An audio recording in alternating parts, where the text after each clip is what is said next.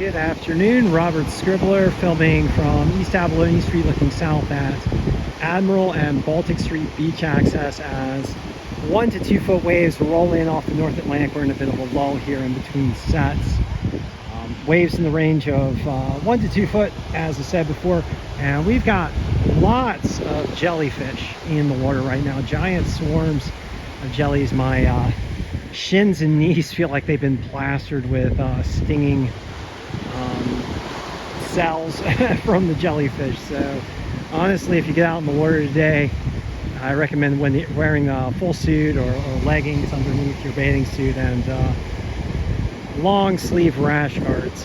Best breaks were at Admiral Street and Baltic Street. Looking at Baltic Street right now. Caught some good rides down there. Did get 3 surf sessions in today, one with the Eberly just to test it out, and Eberly is like shorter, thinner thruster, and then switched back to my Lost Rocket Redux for 2, and man, does that Lost Rocket Redux feel familiar to me and very stable. I've really learned that board. That board's become a favorite of mine, and just feeling very comfortable on it. Did enter the East Coast Surfing Championships. I'm probably going to get beaten in the first heat, but I'm just doing it for the fun of it.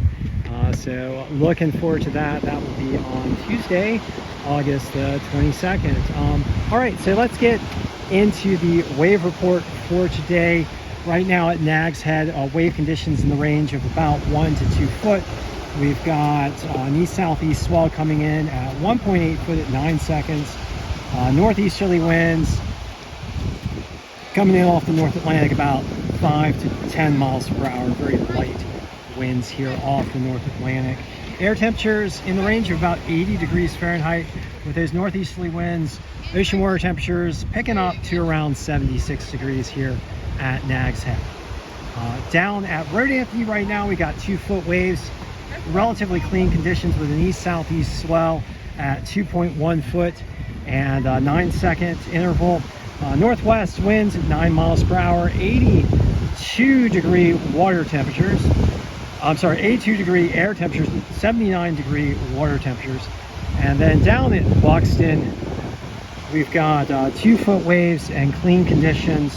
Southeast swell coming in at 2.2 feet and 9 seconds. Winds out of the northwest at 12 miles per hour as we watch a bit of a low here. Bit of a lull here in Nag's Head in between the sets. Air temperatures 80 degrees Fahrenheit. Ocean water temperatures 81 degrees Fahrenheit.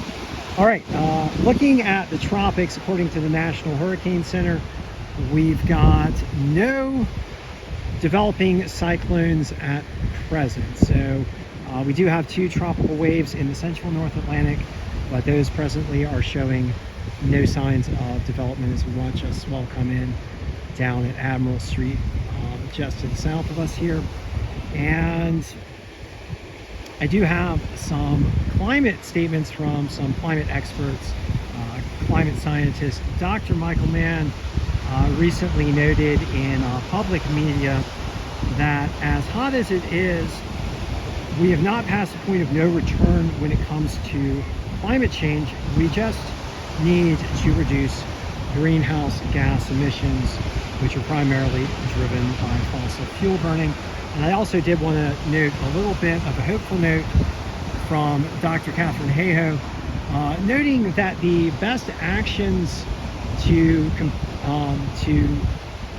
fight against the climate crisis are systemic, and one of them being advocating for climate action where we work, where we live, where we study, and where we invest. And that means at home, at the job, at schools, in businesses, and in government. So even if we don't individually have the means to act on climate directly, meaning by purchasing solar panels or an electric vehicle, we can use our voices and advocate and urge the systems around us to put their resources into mass deploying clean energy and reducing those carbon emissions.